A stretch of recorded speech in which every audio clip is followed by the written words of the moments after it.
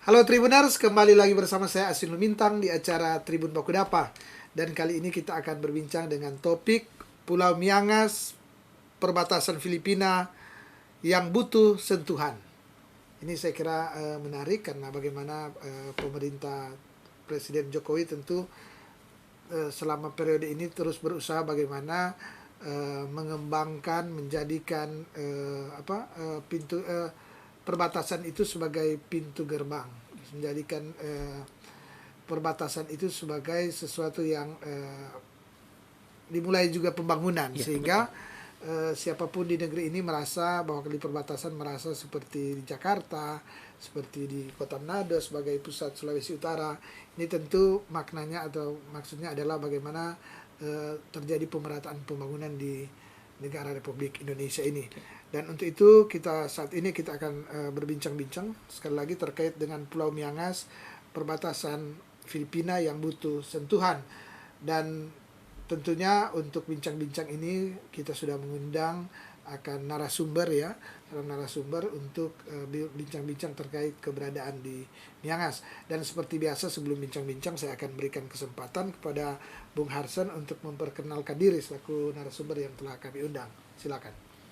Oke, selamat siang untuk Pak Aswin dari Tribun Manado dan juga Tribuners yang menyaksikan melalui media online yang ada saat ini. Perkenalkan, nama saya Harsen Roy Tampumuri. Saat ini sebagai mahasiswa S3 Kajian Strategik dan Global. Dan sebenarnya datang ke sini sekalian pulang kampung Pak Aswin. Karena saya juga putra asli Sulawesi Utara, tempat orang tua tinggalnya di Tombatu, di Nusa Tenggara, tapi kalau dibilang asal orang Tombatu campur Ranguan, campur Tomohon Pak Swin. Gitu. Dan ini merupakan kali ketiga bagi saya penelitian di Miangas. Di ketika S1 saya juga melakukan penelitian di Miangas dengan melihat tema implementasi good governance atau tata kelola pemerintahan yang baik terhadap stabilitas politik pemerintahan di perbatasan, dan itu lokus utamanya adalah di Miangas. Kemudian saat studi S2 saya juga melakukan penelitian di tempat yang sama, tapi dengan kalau bilang angle yang berbeda. S1 saya di Universitas Manado, S2 saya ambil di Universitas Gadjah Mada di Yogyakarta. Saya ambil tentang pendekatan keamanan dalam pengelolaan perbatasan. Dan satu pertanyaan yang penting, apakah dengan pendekatan keamanan atau security approach dapat juga mendatangkan kesejahteraan bagi masyarakat di perbatasan. Pada penelitian yang ketiga ini ini ganti jaket lagi. Jadi setiap kali penelitian menggunakan jaket yang berbeda. Ya? Iya, waktu lalu Unsrat ini, kemudian S2 UGM, ketiga UI. Saya melihat atau mengkaji policy networks atau jejaring kebijakan dalam dinamika geopolitik di perbatasan utara Indonesia. Jadi ingin melihat bagaimana jejaring kebijakan semua stakeholder yang dilibatkan dalam pengambilan keputusan atau policy making process, tapi juga dilihat dalam dinamika geopolitik. Geopolitik yang saya maksudkan di sini dia lebih ke melihat kekuatan laut Indonesia dan kekuatan di ruang cyber. Nanti mungkin sebentar kita bisa elaborasi lebih banyak. Dan gerbang utara yang saya maksud di sini adalah perbatasan Indonesia di paling utara. Saya ambil satu lokus yang pertama adalah Miangas, karena dia paling dekat dengan Filipina secara geografis. Yang kedua adalah Pulau Natuna yang ada di Kepulauan Riau. Dan itu yang kemudian saya namakan sebagai perbatasan utara Indonesia. Nah, itu dulu mungkin Pak Aswin ya. Terima kasih. Dan Tribuners, demikian perkenalan singkat dari Bung Harsen ya terkait keberadaan dari Bung Harsen atau kapasitasnya ya dari bincang-bincang ini. Dan mungkin untuk menyingkat waktu saya akan langsung ngajak Bung Harsen untuk bincang-bincang. Bung Harsen, ini Pulau Miangas tentu di Sulawesi Utara ini sangat dikenal ya, sangat dikenal karena apa? Bukan dikenal karena daerah perbatasan ya. Kan selalu Sabang sampai Merauke, dari Miangas ke Pulau Rote. Ada lagunya juga itu. Jadi ada lagunya kan. Jadi sepanjang Republik ini ada tentu ini Sabang sampai Merauke, Miangas sampai Pulau Rote ini selalu didengung-dengungkan. Sekarang tentu yang jadi persoalan adalah bagaimana sebenarnya keberadaan masyarakat di Miangas, bagaimana kehidupan mereka. Tentu hanya segelintir masyarakat, segelintir orang Indonesia yang tahu. Sehingga memang kalau ada generasi muda, ada akademisi yang mendedikasikan seperti Bung Arsen ya, mendedikasikan pengetahuannya atau penelitiannya dengan melakukan penelitian di Miangas, tentu harusnya negara sangat berterima kasih, pemerintah sangat berterima kasih, Indonesia berterima kasih ya. Untuk itu mungkin saya ingin nanya, kira-kira apa yang selama ini yang selama beberapa hari atau seminggu atau 2 minggu di sana dilihat oleh Bung Harsen yang tentunya positif, dan tentu ada hal-hal yang perlu dibenahi. Kira-kira apa? Iya Pak Aswin, saya bicara mungkin yang positif dulu ya. Iya. Penelitian saya lakukan dalam kurun waktu yang cukup panjang. S1 saya tinggal di sana selama 1 bulan. Jadi memang agak-agak etno, walaupun bukan etno ya. Itu. Kemudian S2 saya juga tinggal di kurang lebih 3 minggu sampai dengan 4 minggu, menjelang 4 minggu di Miangas. Kali ini memang agak lebih singkat waktunya, saya hanya seminggu di Miangas. Dalam setiap penelitian itu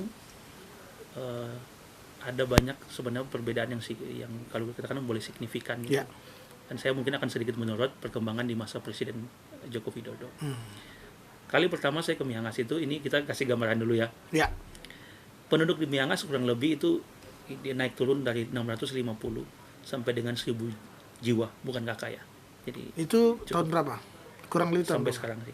Jadi dia berkisar 650 sampai dengan selalu 1000. Kalau sekarang yang BPS akhir itu tahun 2021 820 jiwa, bukan kakak ya gitu. Luas pulau juga tidak terlalu besar ya, karena 2,4 lah kilometer persegi. Jadi bisa dibayangkan mungkin seperti apa. Kemudian di sana ada satu lahan yang cukup dipakai besar, itu hadirnya Bandara Miangas, yang luasnya kurang lebih 1/3 atau bahkan dibilang 2/3 luas pemukiman. Nah, di sana. Pembangunan di Miangas sebenarnya kalau dibilang berkembang cukup pesat ya. Ketika pertama saya datang, kondisi signal di sana, kita hanya bisa telepon 7 orang dalam waktu yang sama. 7 orang atau menerima SMS gitu. Jadi kita di Tugu perbatasan 0 km sama Pak Kapolsek, kadang kalau mau telepon harus stop dulu ya, yang anak-anak ini urusan negara gitu. Jadi telepon. Ketika penelitian tahun 2017 itu berubah sangat signifikan Pak Aswin. Mungkin seiring juga dengan kebijakan Pak Jokowi untuk bilang kita membangun dari pinggiran, kita membangun dari perbatasan. Jadi betul tadi Pak Aswin bilang, yang dulu mungkin perbatasan dilihat sebagai backyard atau halaman belakang, kini perbatasan dilihat betul-betul sebagai front yard atau halaman depan. Berarti garda depan Indonesia kan gitu. Saya membahasakan dengan melihat Miangas jaringannya dari GPRS atau 1G menjadi 4G, dan itu sangat kencang. Bisa online, bisa semua aktivitas saya lakukan di situ. Dan bahkan mereka menggunakan radio dengan apa istilahnya digital, TVRI dan stasiun TV digital juga bisa berlaku di sana, dan bahkan lebih kencang daripada yang ada di perkotaan. Nah, tapi cukup kaget ketika datang lagi di tahun 2022. Ya, 3 hari yang lalu ya, saya dari Miangas. Signal kembali seolah-olah kembali kayak dulu. Signal ya susah. Mungkin saya kirim pesan ke Pak Aswin. Kirim hari ini, nanti besok malam baru datang pesannya itu. Apalagi kalau kita attach dengan banyak dokumen. Jangankan dokumen, foto saja satu sudah susah. Itu. Jadi kondisinya seperti itu. Sedangkan kondisi saat ini serba terintegrasi dengan sistem digital. Jadi betapa sulitnya kondisi itu. Laporan misal BPJS mau dirujuk ke Melong harus diisi digital. Susah, tidak bisa. Mungkin sampai di Melong pasien sudah darurat dulu baru mau ditolong kan gitu. Nah, jadi kalau kondisi di masa lalu dengan masih orang banyak SMS dan telepon, itu mungkin masih belum terlalu sulit. Tapi sedangkan semua menggunakan sistem digital. Jadi terbayang mungkin kesulitannya seperti apa. Orang sudah sangat bergantung dengan ini ya. Mana sekolah digital, juga digital, mereka tidak bisa lakukan itu. Apalagi sistem yang lain, semua sistem di instansi serba digital juga sulit. Kemudian dengan pembangunan, dalam semua kunjungan saya melihat ada banyak perkembangan sih. Memang zaman dulu sudah ada banyak sekali kantor di Miangas. Mungkin cuman satu-satunya pulau di Indonesia yang satu desa, satu kecamatan, dan satu pulau. Dan di sana bukan cuma Tripika Pak Aswin, ada yang namanya Tripika Plus. Karena di situ ada kepala desa, di tempat yang sama ada camat, ada kapolsek, ada dan ramil, tapi ada juga dan posal angkatan laut, kemudian dan posat angkatan darat, ada juga satuan-satuan yang lain, kemudian ada kepala puskesmas, dari dinas pendidikan juga ada, imigrasi ada, bea cukai, KKP, pelabuhan, KPLP, dan banyak sekali instansi di sana. Gitu. Semua itu memiliki gedung yang kalau boleh saya bilang ya baik dalam setiap kunjungan. Gitu. Artinya kelihatan sarana gedungnya ada. Memang sudah fasilitas ya. Ya. Cuman dengan penggunaannya itu yang mungkin kita masih perlu evaluasi lagi. Gitu. Siapa yang situ? Kadang mungkin dibilang ya tidak ada orangnya gitu. Bahkan ada satu yang paling miris adalah ini fakta di lapangan ya. Satu gedung dari, saya tidak bilang kementerian apa ya. Mulai dibangun sampai dia selesai, sampai dia diruntuhkan kembali, tidak ada staf yang bertugas itu. Jadi bisa terbayang seperti apa gitu. Dan mubasir ya. Mubasir gitu. Beberapa kantor yang lain juga ya kalau di pejabat yang datang langsung dan melihat, kalau cuma sekali tidak bisa dilihat Pak Aswin. Karena kan seolah-olah semua di prakondisi semua. Tapi kalau kita bisa bertahan 2-3 hari mungkin. 2-3 hari, seminggu atau sebulan, misal staf BNPB datang ke sana, Badan Nasional Pengelola Perbatasan, kita bisa lihat realitas di sana. Bagaimana kantor-kantor ini diisi seperti apa. Gitu. Tapi di sisi lain juga mungkin perlu dievaluasi berapa beban kerja sebenarnya yang ada di mereka. Kalau tidak ada kan ya mubasir juga mereka stay di sana. Ke depan mungkin bisa dibikin satu atap saja. Untuk menghemat lahan juga yang terlalu sempit di Miangas, untuk dibikin satu tempat yang sama supaya lebih efektif dalam saling mengontrol atau saling ini nggak ada kok di mana gitu kan, kita bisa lebih enak. Tapi kalau kantornya sendiri mungkin dia bisa ada bisa tidak ada yang melakukan pemantauan. Artinya birokrasinya dibuat seminimalis mungkin ya. Karena kecamatan yang penting khusus, kan efektif kan. Dan Miangas juga kan kecamatan itu hadir dengan kebutuhan akan perbatasan. Ya, dulunya namanya itu Camat BCA, Camat Border Crossing Area. Kemudian dia berkembang menjadi kecamatan khusus, yang memang tidak, kalau dibilang dengan kecamatan lain memang tidak layak karena cuma satu desa. Itu jadi satu kecamatan, jumlah penduduknya juga tidak terlalu banyak. Gitu. Jadi kalau bilang perkembangan itu bahkan pembangunannya itu cukup lengkap di sana. Tapi setelah itu, gitu, siapa yang akan bertugas? Kemudian maintenance perawatannya seperti apa, jangan sampai roboh, tidak ada yang bertugas atau dibiarkan, dan juga SDM yang gitu yang ada di situ. Misal di sini ada di sana sebenarnya bagus sekali perhatian pemerintah, diadakan rumah cerdas, ada rumah panggung 2 lantai, di situ ada wifi, tapi wifi dalam 2 tahun 3 tahun tidak bisa lagi dioperasikan. Berapa investasi pemerintah yang ditaruh di situ untuk bangunan dan semua fasilitas. Dan rumah pintar itu kemudian tidak dipakai kan. Tidak jadi pintar. Tidak pintar. Tidak mempintarkan orang, mencerdaskan orang ya. Iya, jadi kayak rumah hantu kalau bilang sekarang kita kan lihat. Itu mungkin karena keberadaan GPS di sana, keberadaan operator Telkom atau apalah di sana ya, telekomunikasi memang sudah tidak optimal lagi kan, sehingga itu jadi terbengkalai.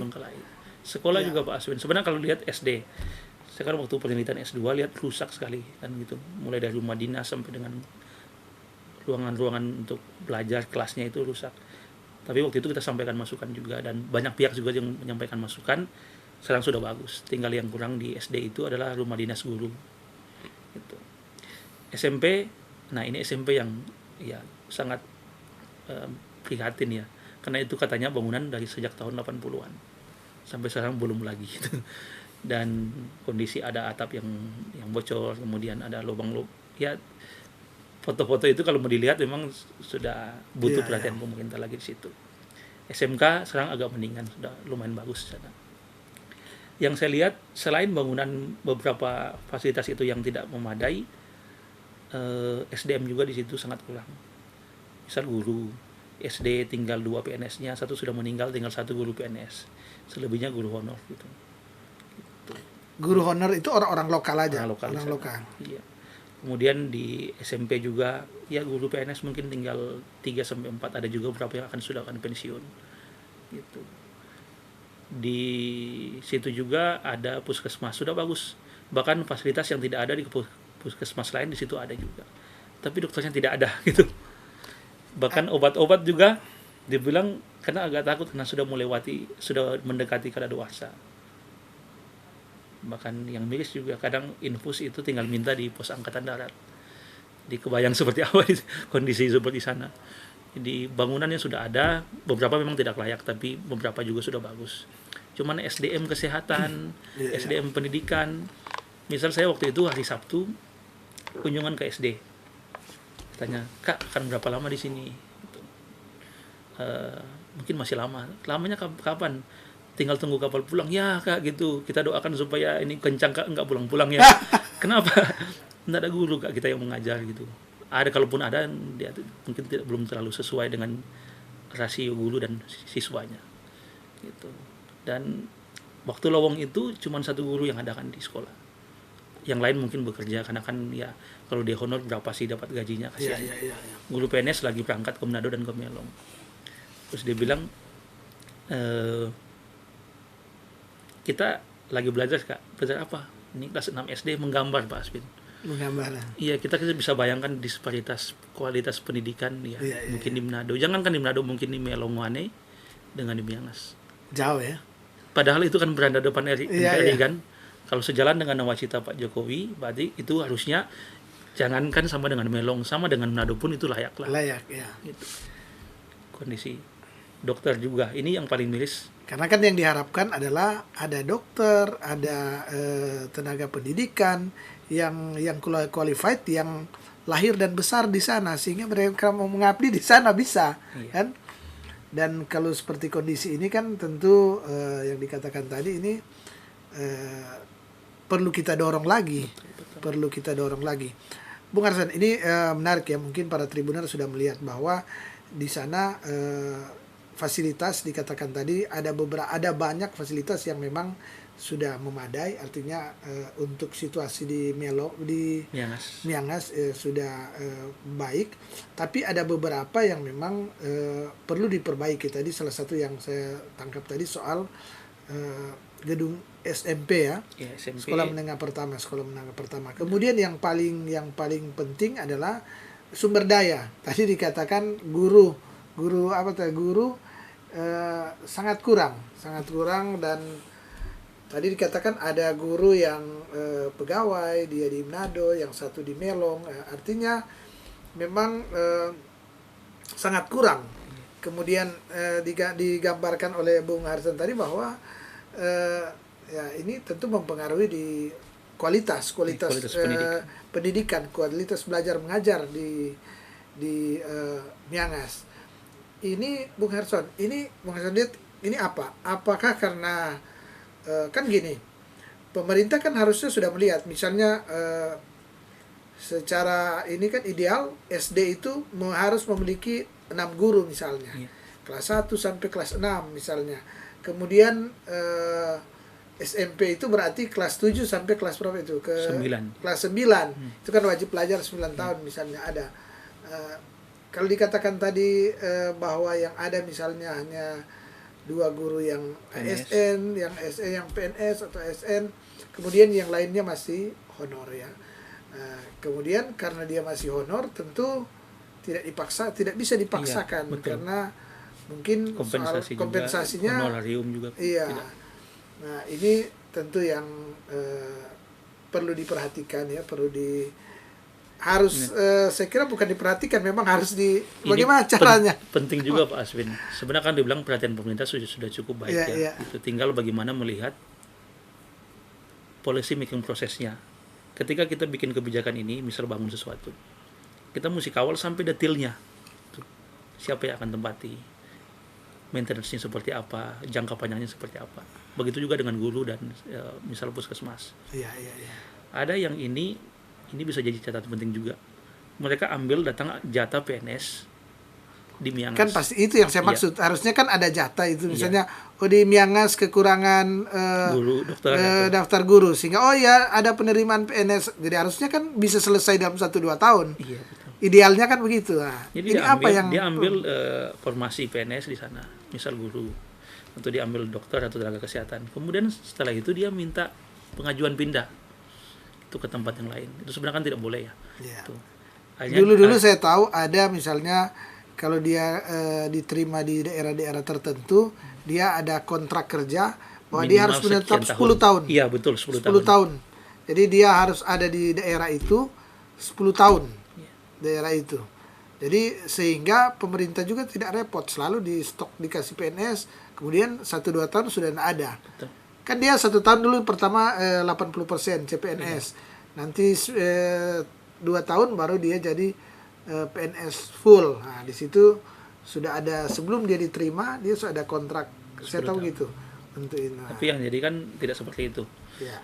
Di kenyataannya bahwa ada yang setahun, paling lama 2 tahun sudah pindah. Harusnya 10 tahun. Jadi ini harus ada jejaring kebijakan dari pemerintah pusat, kemudian di daerah seperti apa, supaya ya memang bisa terkelola dengan baik. Jangan sampai dia sudah ada, jadi kan pusat lihat atau pemerintah yang pada level provinsi bisa lihat sudah ada di sana.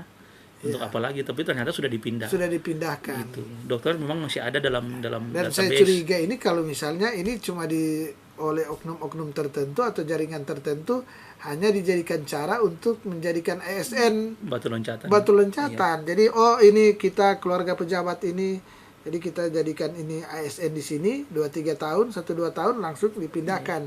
Kasihan kan, yang rugi adalah dan masyarakat. itu padahal di situ. Pak Aswin, sarjana di Miangas cukup banyak.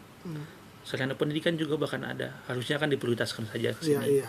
Kalaupun dengan sistem CAT atau apa dipertimbangkan, ada afirmasi lah. Iya, lihat aja orang yang di situ kan.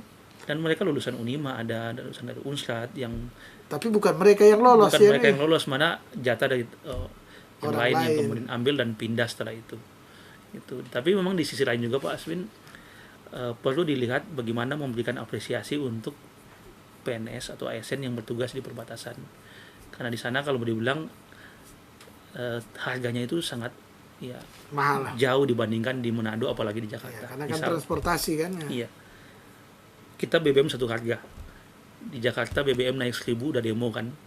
Di Manado juga naik sedikit sudah teriak-teriak. Tapi di Miangas sekarang ini realitasnya paling murah itu 15.000 per liter. 15.000. Iya. Kalau Pertalite. Iya. Bahkan dia pernah sampai dengan 50.000 dan orang Miangas menganggap itu biasa saja. Jadi kan 50.000 per liter. Iya, per liter. Artinya yang isu satu harga. Bukan, yang isu bahwa naik misalnya per liter sekian bukan hanya di Papua, di Miangas juga. Di Miangas juga. Tapi masyarakat menganggap itu hal yang udahlah, sudah begini dari sononya. Dari sononya. Jadi dia 15.000, kadang katanya datang yang 13. Cuman datang cuma sehari juga kan gitu. Setelah itu harga mulai 15, 20, 25, bahkan tapi masyarakat di sana butuh Pertalite atau bensin atau BBM itu untuk apa? Apakah hanya untuk perahu atau perahu motor atau ada juga kendaraan atau gimana? Iya, kalau dibilang sangat butuh sih Pak. Karena kan mata pencarian di sana kebanyakan nelayan. Jadi untuk ini sebenarnya di motor ya, sepeda. Mata pencarian mereka kan kebanyakan nelayan. Jadi butuh untuk itu ketinting dan perahu-perahu yang bisa dipakai. Selebihnya ada juga motor sih beberapa, walaupun di sana tidak terlalu membutuhkan kendaraan yang misal mobil paling cuma angkut-angkut yang barang. Ada paling juga pejabat-pejabat mungkin sekelas camat ini ada. Tapi jarang juga sih sebenarnya pejabat menggunakan. Banyakkan motor yang saya foto itu banyak ya, motor trail ya, atau motor bebek karena mau pakai di mana ya? 20 menit mungkin Pak Aswin pakai motor sudah selesai itu. Selesai semua. Justru itu untuk kendaraan, mungkin kendaraan di sana juga plat polisinya nggak perlu. Tidak terlalu butuh. Dan di sana mungkin yang cerita unik, naruh motor di mana saja tidak akan hilang sih. Karena nggak tahu mau di. Kalau Nado bilang siapa mau pancuri lah gitu. Kalau itu jangankan di Miangas, di Siau aja begitu. Iya. Siau. Jadi kalau ke Siau, kendaraan sepeda motor ditaruh aja di situ dan tidak pakai plat polisi, plat nomor, tidak ada yang ini. Iya. Artinya ini Tribuners, di daerah-daerah perbatasan, daerah tertentu di Republik ini masih seperti yang kita ceritakan ini.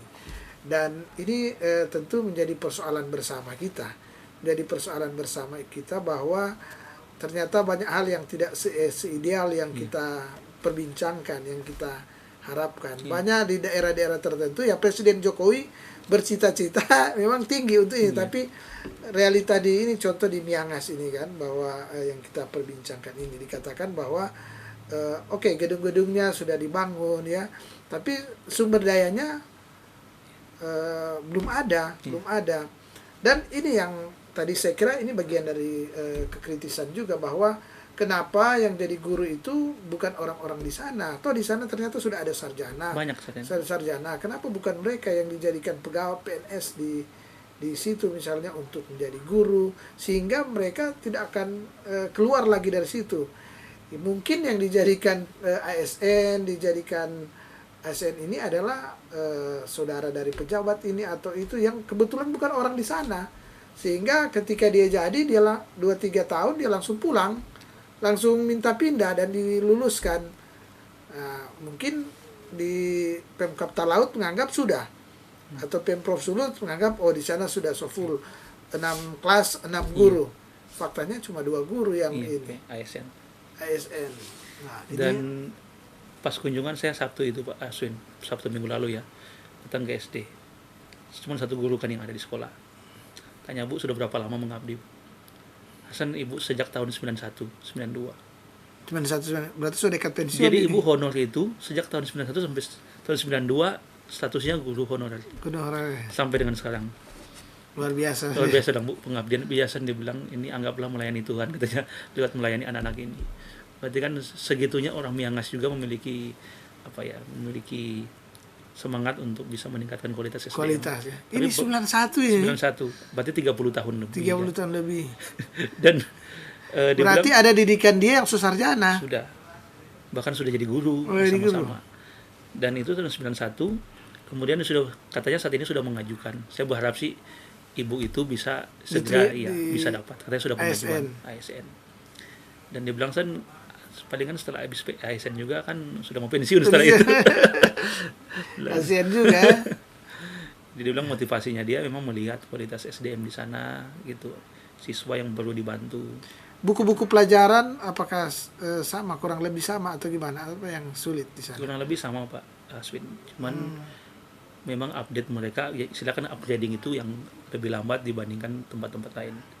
Misal di SMK. Tempat lain sudah menggunakan kurikulum yang ini dengan seri ini, yang di sana masih pakai yang lama. Tuh. Selanjutnya guru juga dengan adanya jaringan yang sangat terbatas, tidak seperti kota Pak ya. Misal anak-anak kita nonton YouTube ini ya, ini ibu sudah kasih link, teman-teman bisa belajar, adik-adik. Tinggal lihat ini. Kemudian kurikulum, nanti kita bisa pakai ini ya, buku tambahan, itu kan online kan. Itu langsung jangankan kita mau ambil dokumen buku di internet, foto aja sudah susah, kita mau upload ini gimana. Jadi itu sangat terkendala di situ. Bahkan untuk laporan itu Pak Aswin, mereka kan diminta laporan yang berkala gitu. Misal setiap hari, setiap minggu harus update ke dinas.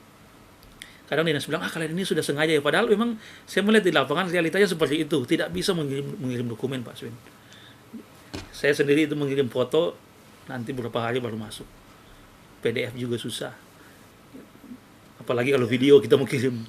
Padahal ini ya, artinya daerah ini juga saking seriusnya Pak Jokowi itu pernah ke Miangas. Betul. Bahkan ada foto yang viral, cuci muka di Pak Jokowi cuci muka di Miangas. Tanjung Murah namanya. Tanjung Murah ya, iya. Tanjung Murah. Saya berpikir ini kalau seorang presiden sudah datang di sini, pasti memang betul-betul ini jadi Windows, jadi jendela Indonesia, jadi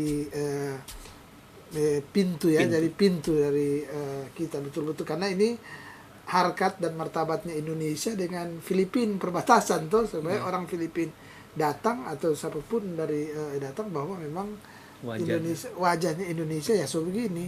Nah, ini ternyata memang tidak mudah ternyata ya, dan sekali lagi tentu adanya Bung Harsen dan kawan-kawan yang melakukan pengabdian di sini saya kira sangat luar biasa, perlu diapresiasi, dan untuk itu saya sengaja mengundang di Tribun Bakudapa ini sehingga menginformasikan ke kita, ke siapa saja tentu yang terjangkau lewat media sosial ini, boleh ya mungkin ada pejabat, Pak Gubernur Oleh Dono Kambe, semoga bisa didengar, Bupati Talaut ya, yang paling ini Pak Eli Lasut ya, kemudian siapa saja ya stakeholder yang ini, saya kira ini perlu kita lihat. Jangan kita melihat bahwa ini hanya 800 sekian jiwa, tapi ini saya kira soal adalah kedaulatan negara kan, kedaulatan negara. Iya. Di sana kalau siaran televisi saya gimana? Apakah ke Indonesia atau Indonesia sudah sangat kuat Pak, dan bahkan bagus ya. Bagus, RRI kan sudah ada relay station di sana. Iya, iya. TVRI juga masuk. Cuman yang agak yang ini unik juga kan, sana masih masuk siaran Filipina juga masuk sana. Masuk di sana. Jadi saya beberapa kali dengar juga radio Filipina gitu. Untungnya bahasa ini, bahasa Tagalog. Tagalog. Tapi memang Pak Aswin di sana kan sebenarnya secara kultural sangat dekat dengan Filipina, Pak Aswin. Mereka punya sejarah yang cukup panjang, dan banyak masyarakat mempercayai bahwa asal muasal Miangas itu dari Filipina. Ada keyakinan dari masyarakat karena ya? itu ada banyak sih sebenarnya versi sejarah, mulai dari bilang Poelaten itu kilat itu, kemudian ada juga Tinonda dan Miangas, Las Palmas Island dan sebagainya. Cuman memang masyarakat mempercayai bahwa mereka asalnya Filipina. Tapi ada bahasa lokalnya, bahasa daerahnya mereka gimana? Dan banyak masyarakat di Miangas itu yang bisa bahasa Filipina, bahasa Tagalog dan Bisaya. Bahkan Bisaya yang bahasa daerahnya di Miangas, di bahasa Filipina. daerah Filipina. Iya. Mereka tahu. Bisa. Luar biasa ini. Iya, dan banyak juga kan memang yang dia kawin dengan orang Filipina, makanya dulu Pak Aswin mungkin pernah mendengar istilah pisang dan sapi ya. Iya, iya. Pisang itu Filipin Sanget, sapi itu sangat Filipin. Dan memang tidak bisa ditolak, itu kan kayak keniscayaan di perbatasan yang orang. Saya pernah ke Davao dan ketemu bincang-bincang dengan orang yang Indonesia Filipin. Jadi kebetulan laki-laki dia ketemu, dan dia pernah lama di Bitung. Di Bitung, dan di sana kalau di sana kan bebas pakai senpi. Jadi waktu bincang-bincang dengan saya di satu tempat, satu hotel, tapi berapa tahun lalu, dia cerita keberadaan mereka di sini dan di Filipina. Di Filipina sangat banyak. Iya, banyak sekali. Banyak. Nah, dan justru itu berarti dengan mereka, tapi yang orang itu mungkin nggak tahu ini, tapi rupa ini kan tahu bahasanya Bisaya, Tagalog. Banyak yang bisa. Karena memang ada keturunan Filipina, ada yang omnya mereka di Filipina. Ya. Ada yang sudah jadi warga negara Filipina, tapi masih banyak juga yang WNI kan di sana. Khususnya di daerah yang di Balut, Sarangani, di Banban, baru apalagi General Santos yang di daerah Davao itu. Iya. Yang paling ketemu ini mungkin Sarangani ya. Sarangani. Cuman sebenarnya di Banban yang dekat ya. Tapi kalau ini kan banyak juga ya, misal yang waktu lalu itu ada yang terdampar di Filipina, tapi di bagian Sarangani karena kan anginnya mengarah ke sana. Dia bukan ke Banban tapi dia ke Sarangani. Nah, itulah arus informasi yang di sana dibutuhkan. Misal RRI menyiarkan ke radio kan. Dan radio itu diharapkan dia sampai juga ke daerah Balut, Sarangani, Banban. Jadi sampai terdengar juga sampai di sana bisa dibantu kan. Gitu. RRI-nya kita Indonesia ininya sampai di perbatasan juga di Filipina ya. Iya. Kalau saya sebenarnya belum pernah mendengar sih Pak. Kan, tapi cerita dari ini ya. Dari Pak Bayu yang di stasiun RRI Miangas, dia bilang sampai di sana sih jaringannya. Karena memang radio-radio lokal Filipina pun masuk ke Miangas.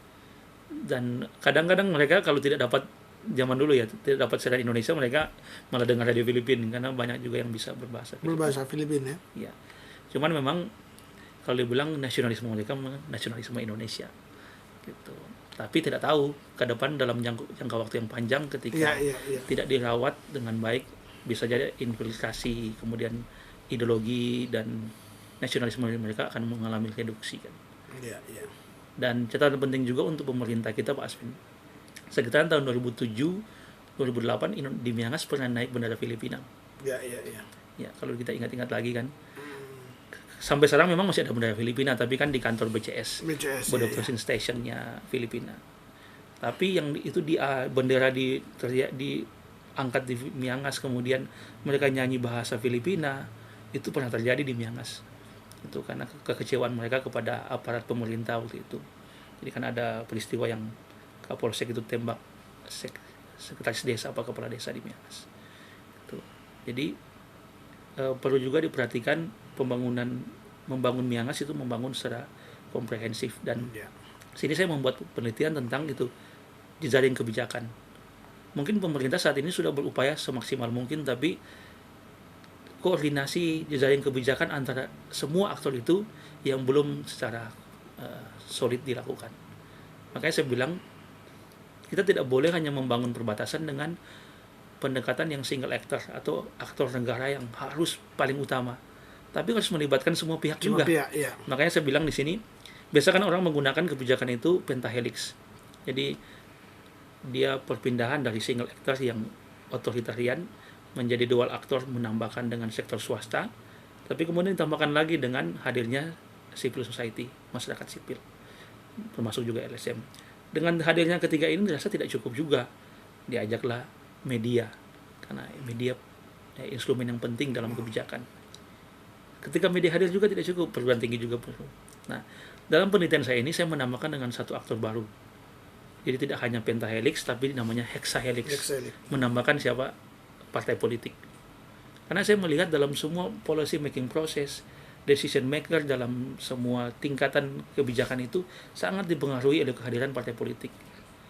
Termasuk juga dengan kebijakan terkait perbatasan. Kalau partai ruling party atau partai penguasa bilang tidak boleh ini jadi, tidak jadi pasti, karena parlemen dikuasai oleh ruling party. Kalau partai kemudian partai oposisi, misal kalau ada ya sistem oposisi dan penguasa itu ada, tidak boleh ini, maka mereka akan terus mengejar itu. Tapi kalaupun semua partai politik itu dengan semangat yang sama untuk membangun perbatasan, melepaskan semua ego sektoral, pasti akan jadi. Hanya saya menambahkan dengan satu aktor, itu partai politik. 5 aktor ini bisa saja jalan bersama. Tapi kalau partai politik ini tidak melakukan tidak admit atau tidak ACC, tidak bakalan jalan. Gitu. Kelihatan sepele, tapi sebenarnya penting di situasi saat ini ya.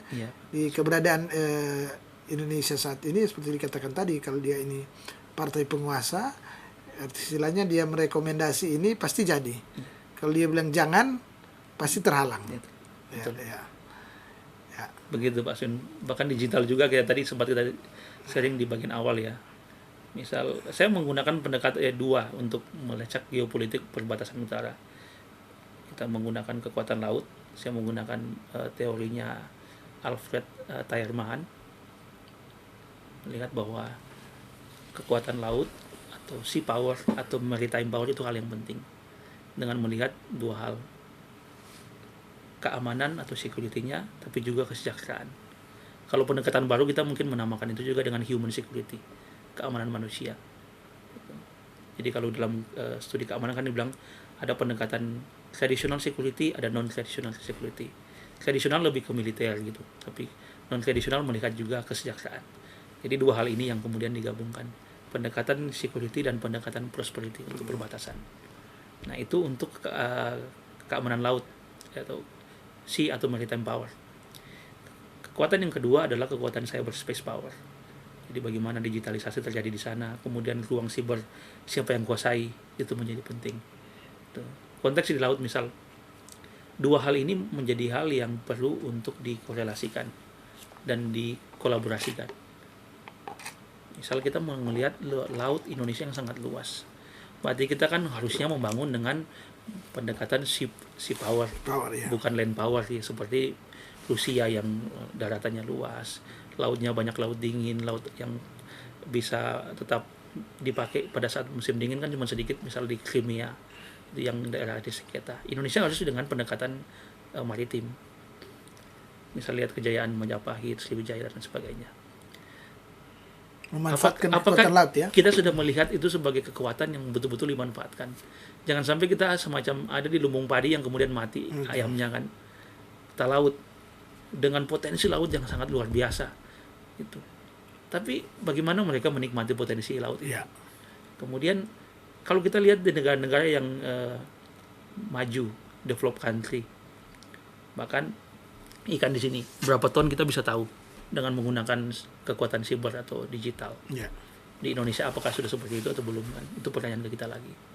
Kita bisa tahu, oh kita punya sekian ton beredar di sini, kemudian kita bisa tangkap di sini.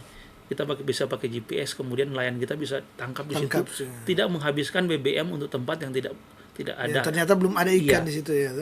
Dan itu kan harus didorong oleh pemerintah infrastrukturnya. Gitu.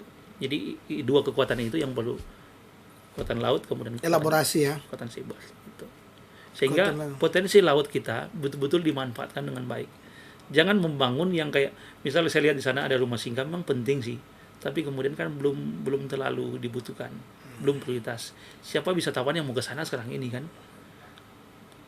Ada 4-5 kamar rusak, tidak dipakai. Rumah singgah. Kayak guest house gitu. Mungkin diharapkan kalau ada pejabat atau ada orang-orang, ada tamu kan di sana belum ada hotel mungkin ya. Tapi sudah ada penginapan 2 Pak. Itu swasta yang bikin mungkin tuh. Oh, artinya orang punya.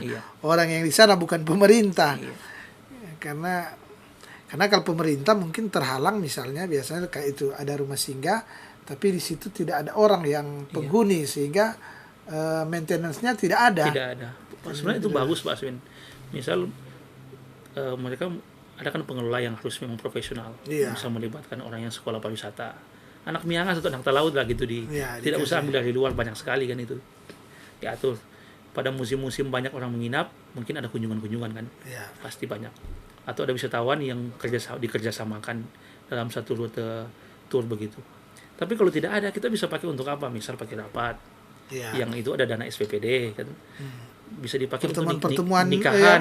Karena tempatnya cukup luas Pak Aswin, dan itu pemandangannya sangat bagus. Di maintenance dan difungsikan multifungsi. Ya, multifungsi. Tapi saya lihat di sana yang saat ini sangat butuh juga adalah tambatan perahu. Itu gelombang kan tinggi. Kapal itu rusak kalau memang gelombang tinggi dan tidak diangkat ke atas kan. Sedangkan angkat itu ke atas sangat susah karena itu kan sudah ada talutnya, sudah ada yang kayak difondasi dan dibikin tanggul-tanggul kan Pak Aswin. Ini tanggul karena memang untuk mencegah abrasi juga kebutuhan di situ. Jadi kalau mulai musim kencang, kapal diangkat ke atas dan itu susah payah kan angkat. Kalau sudah ada penambat perahu, kapal bisa berlindung di situ. Bisa lebih aman di situ. Bahkan kapal patroli angkatan darat misal bisa pakai di situ. Kalau kayak ini kan, kalau tidak ada fasilitas itu, kita tunggu dari Melong untuk lanalnya datang. Misal ada illegal fishing, ini kan luasnya jaraknya 42 sampai 48 mil kita ke Filipina. Berarti kan ini zona mereka untuk bisa nangkap ikan di kurang lebih 20 mil. Kadang siang mereka tangkap di 10 mil, 20, malam mereka mendekat ke 30 mil yang sudah lewat ke kita. Tapi kalau kita kejar juga kan tidak bisa. Gitu. Karena ya paling mereka cuma butuh 30 menit sudah sampai lagi di zona mereka. Kalau kita tunggu dari Melong tidak bisa. Tapi kalau kan kapal patroli ada di Miangas itu tersedia dengan baik, kita bisa kejar juga. Kalau tunggu dari Melong, mereka sudah masak ikan, sudah makan, kita baru sampai. Itu kondisi di sana Pak Aswin. Tribunal, saya kira menarik ya cerita dari Bung Herson ya terkait dengan keberadaan masyarakat Miangas yang juga merupakan bagian dari penelitian Bung Herson ya terkait masyarakat di sana, dan tadi sudah diutarakan ya, diutarakan bagaimana masyarakat di sana, fasilitas-fasilitas yang ada, kekurangan-kekurangannya yang butuh perbaikan, dan ada usulan-usulan tadi, usulan-usulan ke stakeholder, ke pemerintah, kira-kira apa yang harus dilakukan sehingga apa yang sudah dibangun dia memang tepat sasaran, apa yang sudah dibangun dia memang bisa digunakan dengan baik, karena tadi dikatakan bahwa ada gedung yang sejak dibuat kemudian dia tidak dipakai lagi dan roboh, ya memang tidak pernah dipakai. Ini kan berarti boleh dikata salah sasaran. Salah sasaran atau ketika dibuat ya ada banyak faktor, tapi intinya bahwa tidak melalui suatu proses yang baik, sehingga apa yang sudah dibangun tentu dengan anggaran yang besar akhirnya tidak berfungsi apa-apa, tidak memberikan dampak kepada masyarakat. Padahal kan tentu apa yang dibangun oleh pemerintah, fasilitas apapun itu, tentu tujuannya itu berdampak ke masyarakat, berdampak positif ke masyarakat, berdampak positif kepada pemerintah yang sedang berjalan, kepada ke banyak hal. Dan Tribuners tentu untuk bercerita terkait dengan Miangas ini tentu saya yakin sangat banyak sekali, tapi kita juga dibatasi oleh waktu.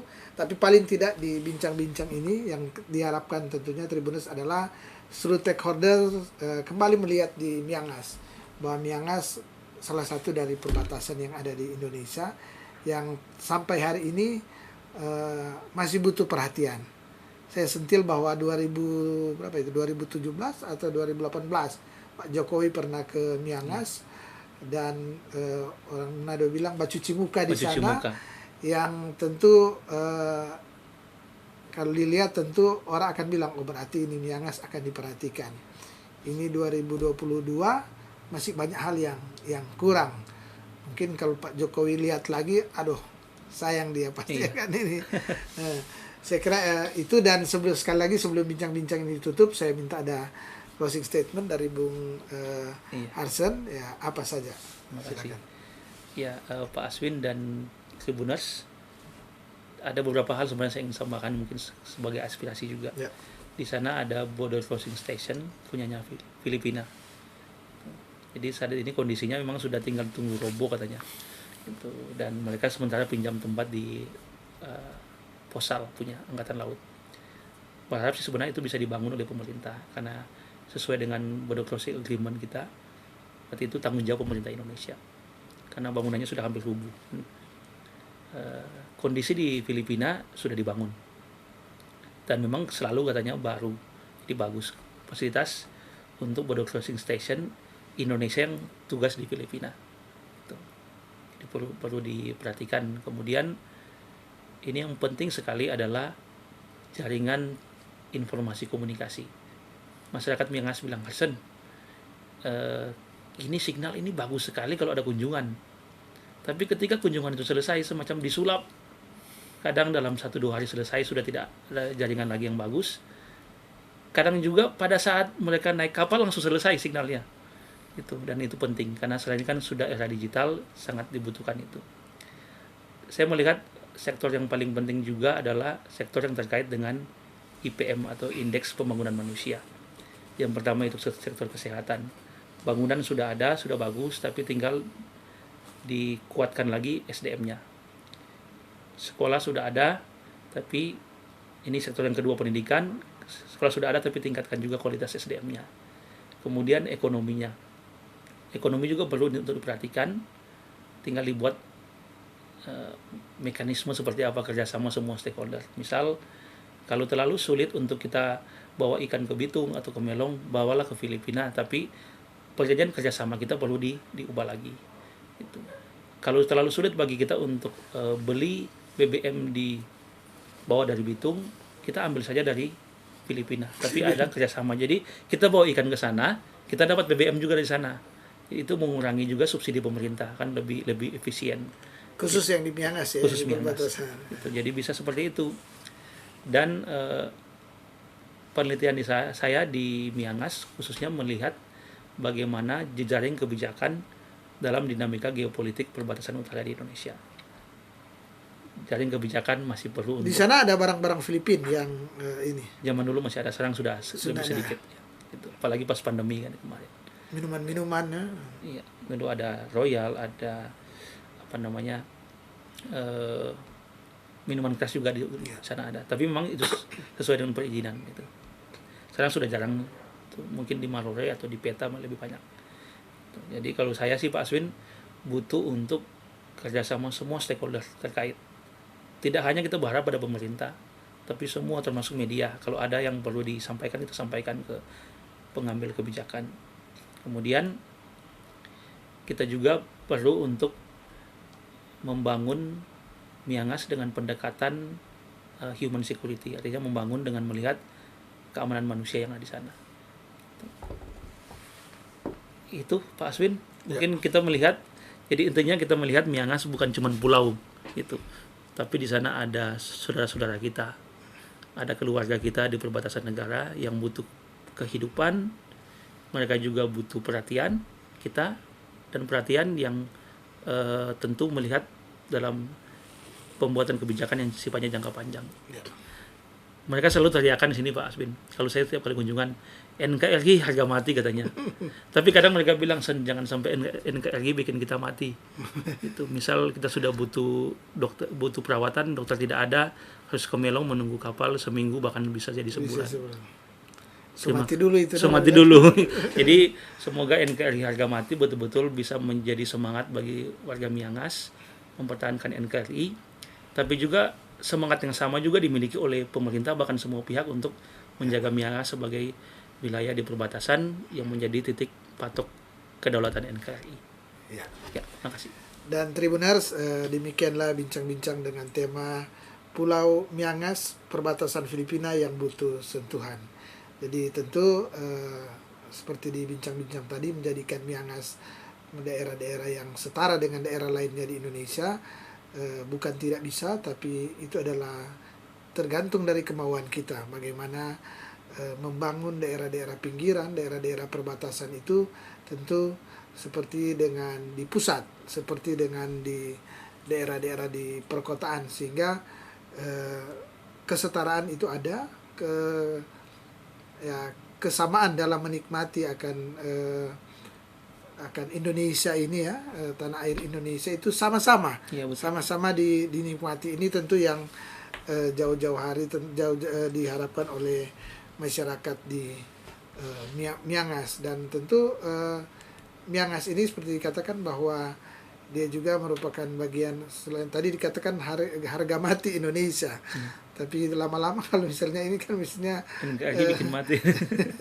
Jadi hal ini tentu menjadi perenungan kita bersama, dan tentu lewat bincang-bincang tadi diharapkan seluruh stakeholder yang menyaksikan acara ini, para Tribuners yang mungkin ada pemerintah, yang pengambil keputusan baik di pusat maupun di daerah ya, boleh melihat apa yang tadi diutarakan oleh Bung Harsen yang melakukan penelitian ya. Bung Harsen seperti tadi dikatakan yang melakukan penelitian policy network dinamika geopolitik perbatasan utara Indonesia, dan tadi di awal juga Bung Harsen sudah mengatakan bahwa dia sudah 3 kali melakukan penelitian untuk mengambil S1-nya, kemudian magister, dan ini program doktoralnya juga dia mengambil penelitian dengan objek keberadaan di Miangas atau masyarakat Miangas, dan tentu kita memang membutuhkan akademisi-akademisi yang peduli dengan keberadaan Miangas, dan tentunya diharapkan dengan penelitian ini juga bisa lebih banyak orang di luar Miangas yang mengetahui keberadaan apa sebenarnya yang dibutuhkan oleh masyarakat Miangas. Pembangunan mungkin pemerintah sudah berniat, bahkan sudah melakukan pembangunan di sana, tapi yang jadi persoalan adalah pembangunan yang terencana, pembangunan yang memang tepat sasaran, dibutuhkan oleh masyarakat Miangas. Itu mungkin yang menjadi bagian dari simpulan dari bincang-bincang kita. Dan tentunya saya Asim Mintang dari Tribun Bakudapa ucapkan terima kasih kepada Bung Harsen Roy Tampomuri yang sudah menerima undangan kami untuk datang dan berbincang-bincang di studio Tribun Bakudapa ini. Dan saya juga mengucapkan terima kasih kepada para Tribuners yang sampai saat ini menyaksikan akan acara ini, dan kita akan bertemu lagi pada lain waktu dan kesempatan, tentunya dengan tema perbincangan yang berbeda. Mata lokal menjangkau Indonesia.